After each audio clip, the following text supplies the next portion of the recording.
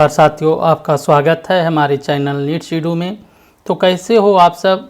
आशा करता हूं कि आप सब अच्छे होंगे। तो साथियों, आज हम बात करने वाले हैं समान ज्ञान के 30 महत्वपूर्ण सवालों के बारे में, जो कि पिछले कई एग्जाम में बार बार पूछे जाते हैं। यदि आप कोई भी एग्ज़ाम की तैयारी कर रहे हों तो वीडियो को अंत तक बने रहिए, क्योंकि यह वीडियो आपके एग्ज़ाम के लिए रामबाण साबित होगा। दोस्तों, इस चैनल पर नए आए हैं तो इस चैनल को सब्सक्राइब कर बेल आइकन दबाकर ऑल पर क्लिक करें, ताकि जो भी इस चैनल पर नए वीडियो डालें तो उसका नोटिफिकेशन आपको तुरंत मिल जाए। तो चलिए हम वीडियो को शुरू करते हैं। पहला सवाल है, भारत की प्रथम रेलगाड़ी द्वारा कितनी दूरी तय की गई? आपका ऑप्शन है ए 44 किलोमीटर, बी 34 किलोमीटर, सी 24 किलोमीटर, डी 36 किलोमीटर। आपका सही जवाब होगा ऑप्शन बी 34 किलोमीटर। अगला सवाल है, भारत नाम की उत्पत्ति का संबंध प्राचीन काल के किस प्रतापी राजा से है? आपका ऑप्शन है ए महाराणा प्रताप, बी चंद्रगुप्त मौर्य, सी भरत चक्रवर्ती, डी अशोका मौर्य। इसका सही जवाब है ऑप्शन सी भरत चक्रवर्ती। अगला सवाल है, शतरंज का जन्म किस देश में हुआ था? आपका ऑप्शन है ए रूस, बी अमेरिका, सी भारत, डी चीन। तो दोस्तों, शतरंज का जन्म कहाँ हुआ है, ये आपको अगर मालूम हो तो आप कमेंट करके हमें बताएं, और अगर नहीं मालूम है तो आप इसका सही आंसर देखें। सही आंसर होगा ऑप्शन सी भारत। भारत में शतरंज का जन्म हुआ था। अगला सवाल है, डाक में पिन नंबर का पूरा नाम क्या है? जो एड्रेस में हम लोग पिन नंबर लिखते हैं उसका पूरा नाम क्या होता है, उसका फुल फॉर्म क्या होता है, आप इसे बताएं। जैसे कि इसका ऑप्शन में है postal index numerical, postal index number, postal indent numbers, pin index number. तो आप इसका सही जवाब बताएं। इसका सही जवाब होगा option B postal index number. अगला सवाल है, रेगिस्तान का जहाज़ किसे कहा जाता है? ये बहुत इंपॉर्टेंट क्वेश्चन है। ये बार बार कई बार एग्ज़ाम में भी आ चुके हैं, और हमारे हिसाब से आप लोग भी इसको ज़रूर जानते हैं कि रेगिस्तान का जहाज़ किसे कहा जाता है। तो इसका सही उत्तर है ऑप्शन सी ऊँट। ऊँट को रेगिस्तान का जहाज़ कहा जाता है। अगला सवाल है, आज़ाद हिंद फौज की स्थापना कहाँ की गई? आपका ऑप्शन है A Italy, B Bharat, C Singapore, D Japan. आपका सही आंसर होगा ऑप्शन सी सिंगापुर। अगला सवाल है, भारत द्वारा निर्मित सुपर कंप्यूटर है, जो भारत में निर्माण हुआ था सुपर कंप्यूटर, उसका क्या नाम है? तो इसमें 4 ऑप्शन दिया गया है। पहला ऑप्शन है NH3, फिर सेकेंड है J8, थर्ड है परम 10,000, फिर फोर्थ है T3A। तो दोस्तों, आप इसको बताएं कि कौन सा है, ताकि आपको ये सही ढंग से इसका सवाल का जवाब दे सकें। तो इसका सही जवाब होगा ऑप्शन सी परम 10,000, जो कि भारत में निर्मित हुआ था सुपर कंप्यूटर। अगला सवाल है, भारत का सबसे बड़ा शहर कौन है? भारत का सबसे बड़ा शहर कौन है? आपका ऑप्शन है ए मुंबई, बी कोलकाता, सी दिल्ली, डी मद्रास। तो दोस्तों, ये चारों महानगर है। तो आप इस चारों महानगर में आप ये बताएं कि सबसे बड़ा शहर कौन है। तो आपका सही जवाब होगा ऑप्शन ए मुंबई। अगला सवाल है, कोहिमा है। कोहिमा क्या है? कोहिमा क्या है? कोहिमा कहीं का राजधानी है, ये भी आपको मालूम होगा। तो आप ये बताएं कि कोहिमा कहाँ की राजधानी है, जिसमें आप 4 ऑप्शन दिए गए हैं, 4 राज्य का ऑप्शन है। तो पहला राज्य है सिक्किम, दूसरा जो कि बी में है अरुणाचल प्रदेश, सी में है केरल, और डी में है नागालैंड। तो नागालैंड की राजधानी कोहिमा है, तो इसके लिए इसका ऑप्शन डी नागालैंड होगा सही आंसर। अगला सवाल है, पंडित झाबरमल शर्मा पुरस्कार का संबंध किससे है? पंडित झाबरमल शर्मा पुरस्कार किससे संबंधित है? तो इसमें 4 ऑप्शन दिया गया है। ए है साहित्य व संस्कृति, बी है ललित कला, सी है पत्रकारिता, डी है आदिवासी कल्याण। तो आप इसका जवाब बताएं। इसका सही जवाब होगा ऑप्शन सी पत्रकारिता। पंडित झाबरमल शर्मा पुरस्कार पत्रकारिता से संबंधित है। अगला सवाल है, इनमें से कौन एशिया का सबसे पुराना शेयर बाज़ार है? तो दोस्तों ये बहुत इम्पोर्टेंट क्वेश्चन है और ये क्वेश्चन बार बार भी एग्ज़ाम में आ चुके हैं, तो इस क्वेश्चन को मोस्ट इम्पोर्टेंट में रखकर इसे याद रखें। तो जैसे कि इसका ऑप्शन है ए पटना, बी कानपुर, सी मुंबई, डी दिल्ली। तो सबसे पुराना शेयर बाज़ार आपको ऑप्शन सी होगा, मुंबई। अगला सवाल है, भारत छोड़ो आंदोलन के नेताओं को गिरफ्तार करने के लिए ब्रिटिश शासक द्वारा चलाया गया ऑपरेशन था। जो ब्रिटिश शासक थे वो नेताओं, जो भारत छोड़ो आंदोलन में के नेता थे, उनको गिरफ्तार करने के लिए ऑपरेशन था। ऑपरेशन का क्या नाम था जो ब्रिटिश शासक द्वारा चला गया था? तो जिसे इसमें ऑप्शन दिया गया है, Operation Thunderbolt, B Operation Blue Star, C Operation Zero Hour, D Operation रियंडरपेस्ट।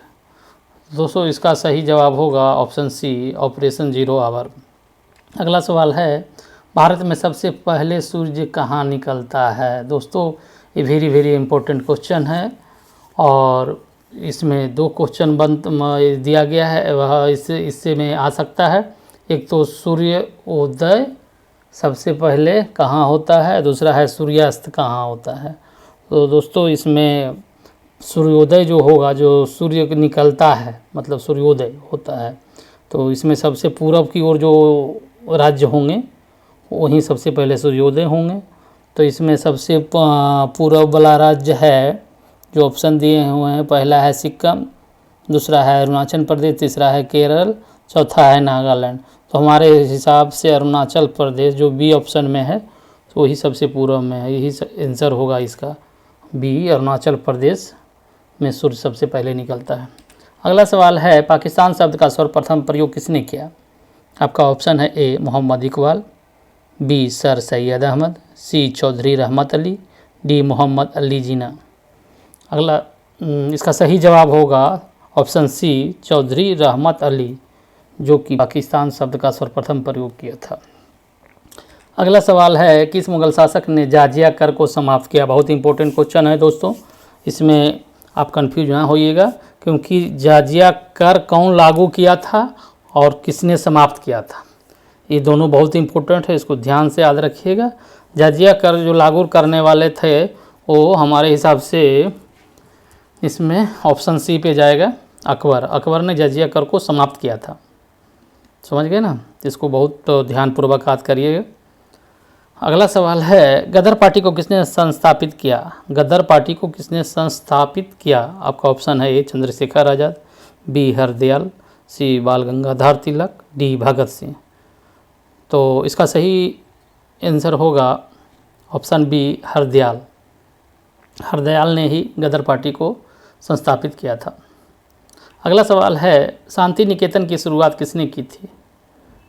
ये भी बहुत इंपॉर्टेंट क्वेश्चन है, कई एग्जाम में आ चुके हैं, इसलिए इसे भी मोस्ट इम्पोर्टेंट क्वेश्चन मानकर इसको पढ़ें और याद रखें। तो इसका सही जवाब होगा ऑप्शन ए, रविंद्रनाथ टैगोर, जो कि शांति निकेतन की शुरुआत किए थे। अगला सवाल है, खुदाई खिदमतगार के संस्थापक का नाम बताइए। खुदाई खिदमतगार के संस्थापक कौन थे, उसका नाम बताएं। तो इसका ऑप्शन है ए अल्लाह बख्श, बी जिन्ना, सी अब्दुल गफ़ार खां, डी अब्दुल लतीफ़। इसका सही जवाब होगा ऑप्शन सी, अब्दुल गफ़ार खां। अगला सवाल है, मोहम्मडन एंग्लो ओरिएंटल कॉलेज जो कि अलीगढ़ में है, उसके संस्थापक कौन थे? आपका ऑप्शन है A Khuda Bakhsh, B Abdul Latif, C Sir Syed Ahmad Khan, D Abdul Ghaffar Khan. इसका सही आंसर होगा option C, Sir Syed Ahmad Khan. अगला सवाल है, भारत में सूर्यास्त सबसे पहले कहाँ होता है? इसके पहले वाले क्वेश्चन में हम सूर्योदय के बारे में पूछे थे कि सबसे पहले कौन सी ज़िले में होता है, कौन सा स्टेट में होते हैं सूर्योदय, और अभी आया है सूर्यास्त सबसे पहले कहाँ होता है।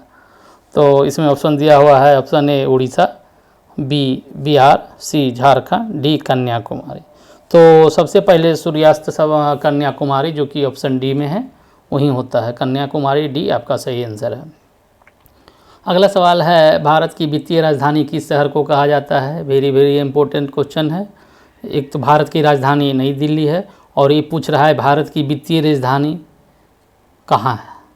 तो भारत की वित्तीय राजधानी का ऑप्शन है ए मुंबई, बी दिल्ली, सी पटना, डी बेंगलोर। इसका सही आंसर है ऑप्शन ए मुंबई। मुंबई भारत का वित्तीय राजधानी है। अगला सवाल है, निम्नलिखित में से कौन प्लास्टिक मुद्रा के रूप में प्रचलित है? आपका ऑप्शन है ए एटीएम, बी कागजी नोट, सी चेक, डी ड्राफ्ट। तो प्लास्टिक मुद्रा के रूप में हमारे हिसाब से ऑप्शन ए एटीएम के साथ जाएगा, और एटीएम ही प्लास्टिक मुद्रा के रूप में प्रचलित है। तो आपका सही आंसर ए होगा एटीएम। अगला सवाल है, भारत में कागजी नोट मुद्रा को जारी करने का पूर्ण अधिकार किसके पास है? आपका ऑप्शन है ए शहरी सहकारी bank, B bank of India, C वित्त आयोग, डी रिजर्व बैंक। तो आपका सही जवाब होगा ऑप्शन डी रिजर्व बैंक। अगला सवाल है, इंडियन एसोसिएशन के संस्थापक कौन थे? इंडियन एसोसिएशन के संस्थापक कौन थे? इसका सही आंसर होगा option A Surendranath Banerjee. Surendranath Banerjee Indian association के संस्थापक थे। अगला सवाल है, भारत के किस राज्य में गरीबों की प्रतिशत सबसे अधिक है? ये भी बहुत इंपॉर्टेंट क्वेश्चन है, आपको बहुत बार एग्जाम में भी आए हैं, तो इसलिए इसे मोस्ट इंपॉर्टेंट करके इसको रखें और इसे याद रखें, ताकि जब भी एग्ज़ाम में आए तो इसको सॉल्व कर सकें। तो आपका ऑप्शन है ए Orissa, B Bihar, C Jharkhand, D Chhattisgarh. इसका सही जवाब होगा ऑप्शन ए उड़ीसा। अगला सवाल है, लाई जनजाति का निवास क्षेत्र कहाँ है? लाई जनजाति है, उसका निवास क्षेत्र कहाँ है? तो आपका ऑप्शन है A Japan, B Thailand, C Myanmar, D दक्षिण कोरिया। तो आपका सही आंसर होगा option D C, option C Myanmar. Myanmar में लाई जनजाति निवास करते हैं, उसका निवास क्षेत्र म्यांमार है। तो इसको ध्यानपूर्वक याद रखें, लाई जनजाति का निवास क्षेत्र कहाँ है? म्यांमार में। अगला क्वेश्चन है, दलाल स्ट्रीट कहाँ स्थित है? दलाल स्ट्रीट से संबंधित तो आप समझ गए होंगे क्वेश्चन। दलाल जहाँ की आपको शेयर बाज़ार, शेयर मार्केट से रिलेटेड काम होता हो, उसको दलाल स्ट्रीट कहते हैं। तो दलाल स्ट्रीट कहाँ है? जो निम्नलिखित में ऑप्शन में दिए गए हैं उसमें आप सही जवाब बताएं। आपका ऑप्शन है ए मुंबई, बी पेरिस, सी नई दिल्ली, डी इनमें से कोई नहीं। तो इसका सही जवाब होगा option A Mumbai. Dalal street Mumbai में स्थित है। अगला सवाल है, सूर्य के चारों ओर घूमने वाले खगोलीय पिंड क्या कहलाते हैं? जो सूर्य के चारों ओर खगोलीय पिंड घूमते हैं उसे क्या कहते हैं? आपका ऑप्शन है ए ग्रह, बी उपग्रह, सी पूछल तारा, डी ए सभी। आपका सही जवाब होगा ए ग्रह। अगला सवाल है, भूगोल का जनक किसे कहा जाता है? ये बहुत इंपॉर्टेंट क्वेश्चन है, ये वेरी वेरी इंपॉर्टेंट क्वेश्चन है। इसे आप नोट करके रख लें और याद करके रख लें, ताकि जब भी एग्ज़ाम में आए तो तुरंत इसका जवाब दे सकें। तो इसका सही जवाब होगा ऑप्शन ए इरेटोस्थनीज। इरेटोस्थनीज भूगोल का जनक कहा जाता है। अगला सवाल है, सौरमंडल के बारे में विश्व के समक्ष जानकारी प्रस्तुत करने का श्रेय किस विद्वान को है? आपका ऑप्शन है ए कोपरनिकस, बी केपलर, सी गैलीलियो, डी इनमें से कोई नहीं। तो आपका सही जवाब होगा ऑप्शन ए कोपरनिकस। तो साथियों, आप सभी लोग वीडियो को लाइक कर दीजिए, दोस्तों को भी शेयर करिए, एवं ऐसा ही वीडियो पाने के लिए चैनल को सब्सक्राइब अवश्य करिए। धन्यवाद। जय हिंद। मिलते हैं अगले वीडियो में।